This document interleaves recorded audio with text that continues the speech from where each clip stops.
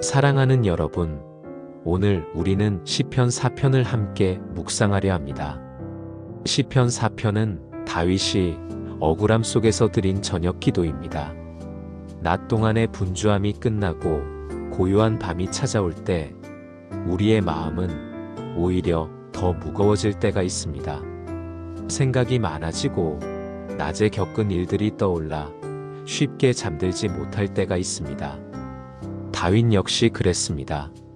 사람들의 거짓된 말과 비난 속에서 왕의 자리마저 흔들리는 상황에 그는 하나님께 기도했습니다.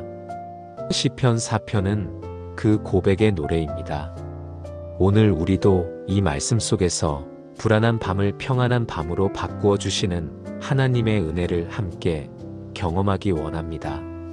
내 의의 하나님이여, 내가 부를 때에 응답하소서.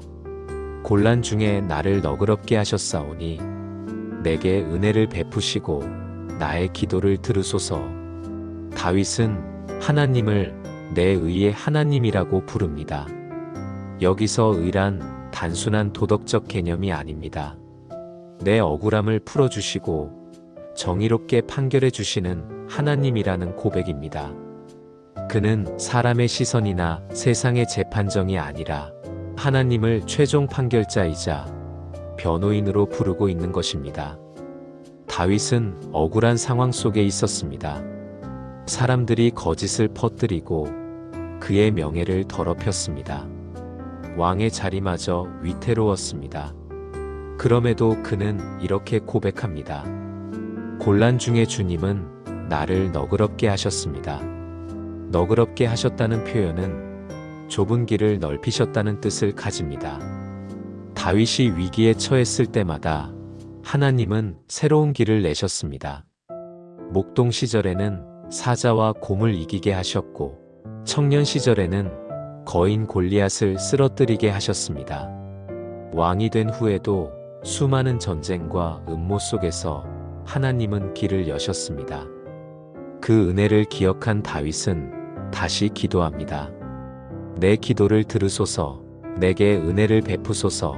과거의 은혜를 붙잡으며 현재의 위기 속에서 다시 하나님께 간구하는 것입니다. 우리도 억울한 일을 당할 때가 있습니다. 열심히 일했는데도 인정받지 못할 때, 진심이 왜곡될 때, 설명할수록 더 오해만 커질 때가 있습니다. 그때 우리는 누구에게 가야 할까요? 사람에게 호소하면 잠시 위로는 받을 수 있지만 억울함은 더 깊어질 때가 많습니다. 그러나 하나님께 가져가면 다릅니다. 하나님은 우리의 억울함을 아시고 정의로 판결하시는 분이십니다. 우리는 각자 자신에게 이런 질문을 던져볼 수 있습니다. 나는 지금 마음속 억울함을 누구에게 털어놓고 있는가? 혹시 사람에게 해명하느라 지쳐있지는 않는가? 오늘 이 순간 다윗처럼 하나님께 호소하고 맡길 수 있는가? 2절에서 다윗은 인생들아, 어느 때까지 나의 영광을 욕되게 하며 헛된 일을 좋아하고 거짓을 구하려는가? 1절에서 하나님께 호소한 다윗은 이번에는 사람들을 향해 말합니다. 그는 그들을 인생들아라고 부릅니다. 여기에는 탄식과 안타까움이 담겨 있습니다. 그들은 다윗의 영광을 욕되게 했습니다. 그가 하나님께 받은 왕위와 명예를 깎아내리고 거짓 소문을 퍼뜨렸습니다. 사람들은 왜 이런 일을 할까요? 눈앞의 이익이 더 커 보이기 때문입니다. 거짓은 쉽고 빠른 길처럼 보이고 헛된 것은 당장 즐거운 것처럼 보입니다. 그러나 결국 그것은 허무와 상처만 남깁니다. 다윗은 그들의 모습을 보며 안타까워합니다. 언제까지 너희는 헛된 일을 좋아하겠느냐? 그는 그들에게 회개를 촉구하는 동시에 자신의 믿음을 다시 확인합니다. 사람들은 나를 욕되게 하지만 하나님은 나를 높이십니다. 사람들은 거짓을 따르지만 하나님은 진리를 세우십니다. 오늘날 우리도 비슷한 세상을 살아갑니다. 사람들은 진실보다 자극적인 거짓을 더 쉽게 믿습니다. 헛된 것을 쫓으며 영원한 가치를 잊어버립니다. 그 속에서 우리는 쉽게 흔들립니다. 그러나 우리가 붙들어야 할 것은 사람의 말이 아니라 하나님의 말씀입니다. 사람의 평가는 언제든 바뀌지만 하나님의 평가는 영원합니다. 사람들은 내 영광을 욕되게 할 수 있지만 하나님은 결코 나를 버리지 않으십니다. 사랑하는 여러분, 우리는 시편 4편의 1절과 2절을 함께 알아보았습니다.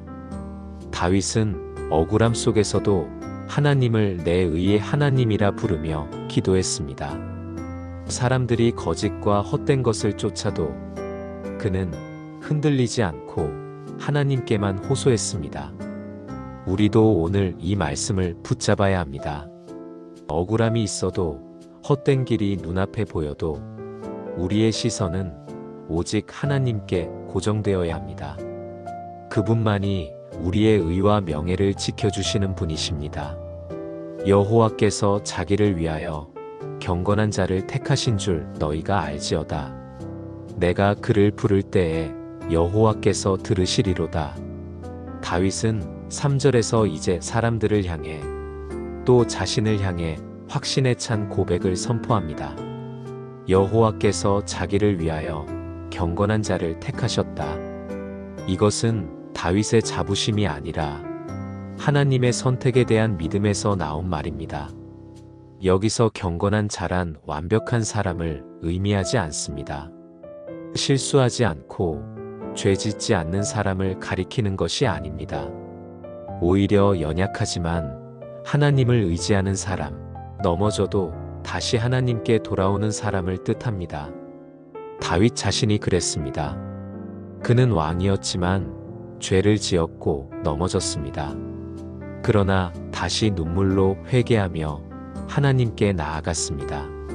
하나님은 그런 다윗을 버리지 않으셨습니다. 오히려 그를 택하시고 붙드셨습니다. 다윗은 그 은혜를 기억하며 담대히 말합니다. 내가 하나님을 부를 때 하나님은 들으신다. 이것이 다윗의 확신입니다. 사람들은 거짓을 퍼뜨리고 명예를 무너뜨리려 하지만 하나님은 그를 선택하시고 기도를 들으시는 분이라는 사실이 다윗의 흔들리지 않는 믿음의 근거였습니다. 우리도 마찬가지입니다. 우리는 완벽하지 않습니다. 자주 흔들리고 넘어지고 후회합니다. 그러나 하나님은 여전히 우리를 택하셨습니다. 우리가 의롭기 때문에 택하신 것이 아니라 은혜로 택하셨습니다. 그리고 그분은 우리의 기도를 들으십니다. 때때로 우리는 하나님이 정말 내 기도를 듣고 계실까? 라는 의문을 가집니다. 기도에도 응답이 더디게 느껴질 때 하나님이 침묵하시는 것처럼 보일 때가 있습니다. 그러나 시편 4편의 다윗처럼 고백해야 합니다. 내가 그를 부를 때 여호와께서 들으신다. 응답이 더딜지라도 그분은 듣고 계십니다. 때로는 우리가 알지 못하는 더 깊은 계획으로 역사하고 계십니다. 너희는 떨며 범죄하지 말지어다. 자리에 누워 심중에 말하고 잠잠할지어다. 다윗은 이제 사람들에게 권면합니다. 떨며 범죄하지 말라. 여기서 떨며란 두려움과 분노 속에서 흔들리는 마음을 가리킵니다. 억울함과 불안 때문에 감정이 폭발할 때 쉽게 죄를 짓게 됩니다. 다윗은 말합니다. 자리에 누워 심중에 말하고 잠잠하라. 밤이 되면 낮에 겪은 억울한 일들이 다시 떠오릅니다. 잠을 이루지 못하고 마음이 불안해집니다. 그때 다윗은 마음을 지키라고 말합니다. 분노의 말 대신 하나님 앞에서 잠잠히 머물라는 것입니다. 잠잠하다는 것은 무기력함이 아닙니다. 기도 속에서 고요히 하나님을 바라보는 태도입니다. 내 억울함을 사람에게 쏟아내지 않고 하나님께 맡기는 태도입니다.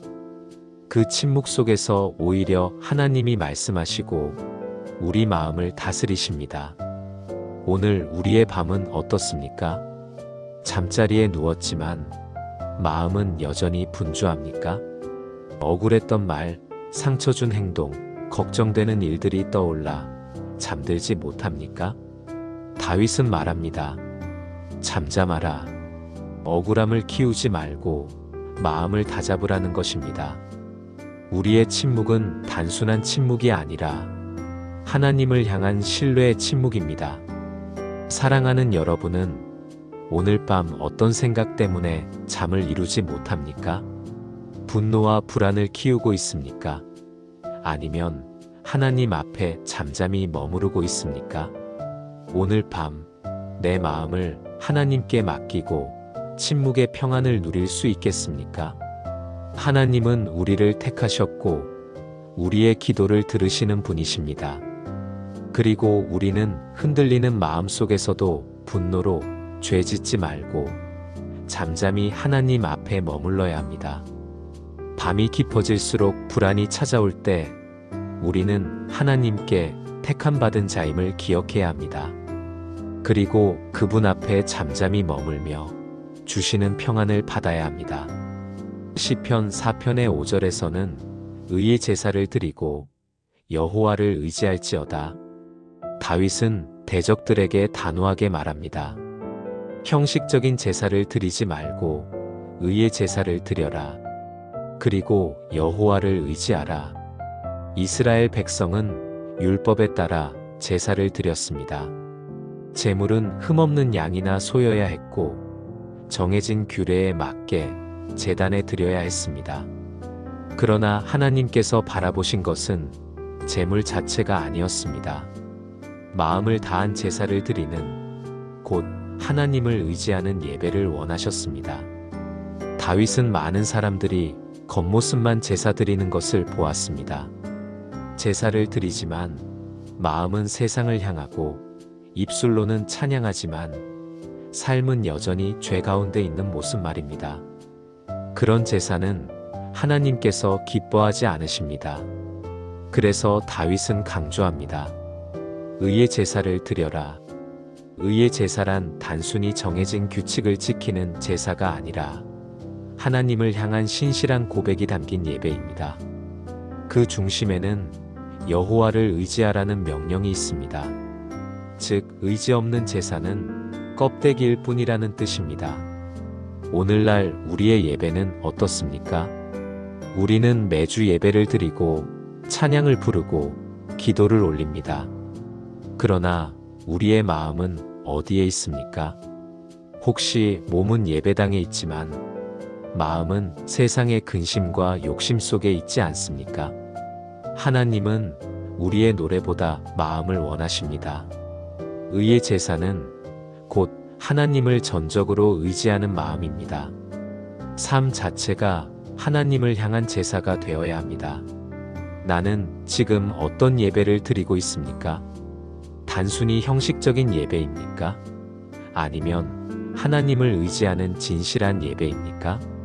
이어 6절에서 다윗은 여러 사람이 말하되 우리에게 선을 보일 자 누구냐 하오니 여호와여 주의 얼굴을 들어 우리에게 비추소서. 사람들은 늘 이렇게 말합니다. 누가 우리에게 선을 보여줄까? 누가 우리에게 행복을 줄 수 있을까? 세상은 끊임없이 선을 찾고 행복을 추구합니다. 그렇지만 세상이 주는 행복은 조건적입니다. 돈이 많으면 기쁘고 줄어들면 불안합니다. 건강하면 감사하다가도 병들면 쉽게 낙심합니다.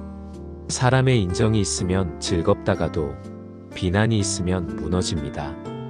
다윗은 사람들의 질문에 분명히 답합니다. 여호와여 주의 얼굴을 들어 우리에게 비추소서. 참된 선은 사람에게서 오지 않습니다.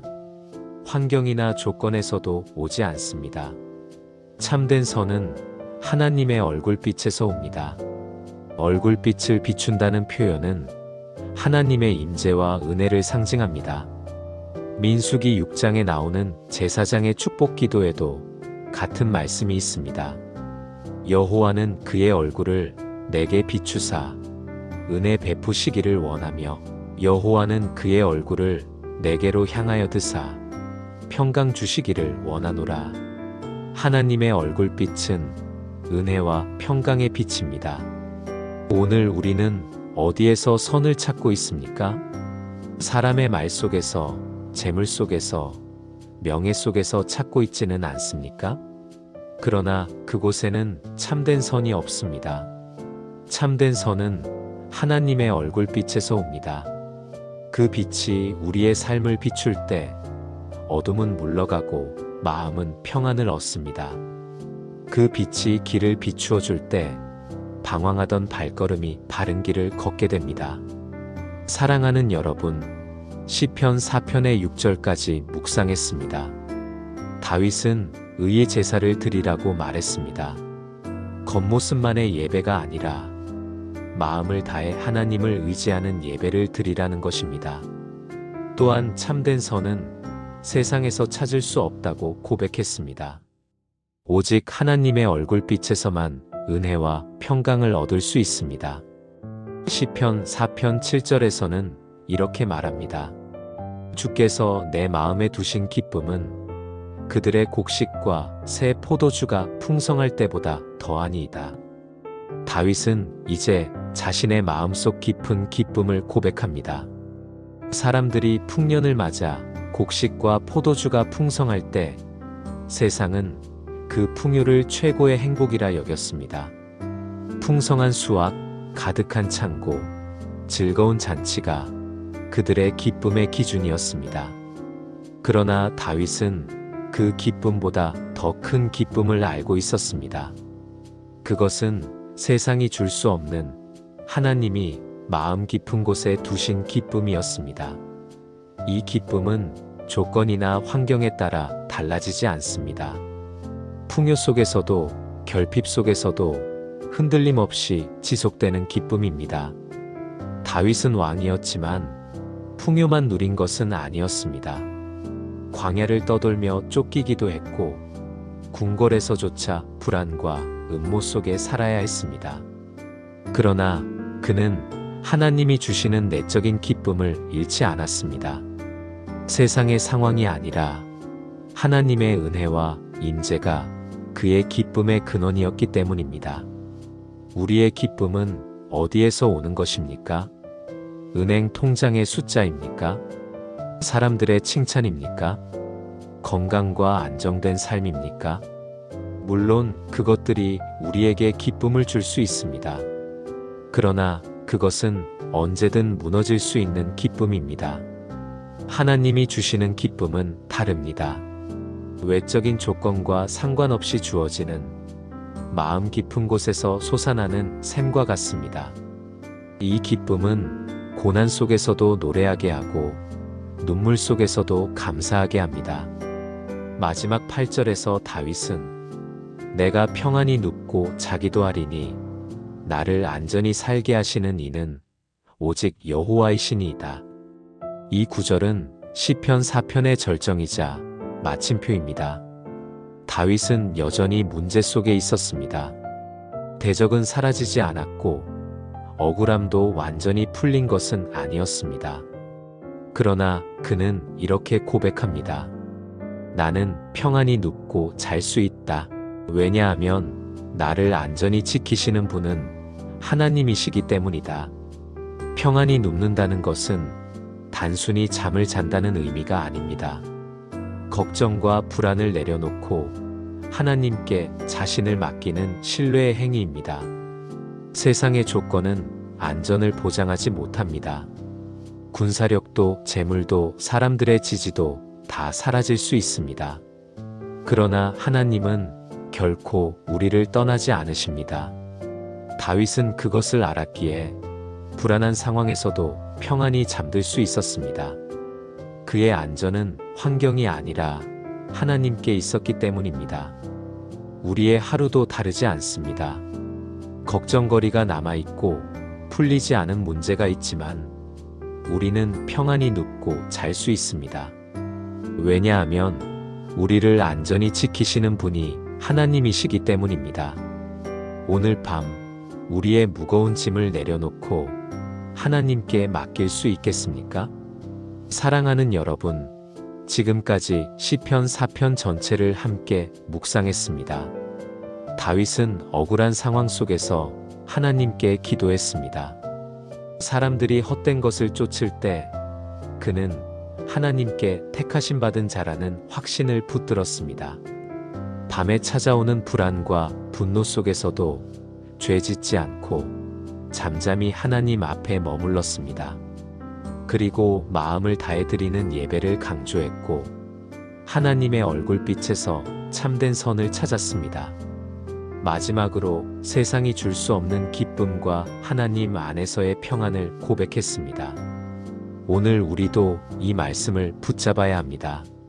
억울함과 불안 속에서도 하나님을 신뢰하며 세상과 다른 참된 기쁨과 평안을 경험해야 합니다. 그리고 다윗처럼 고백해야 합니다.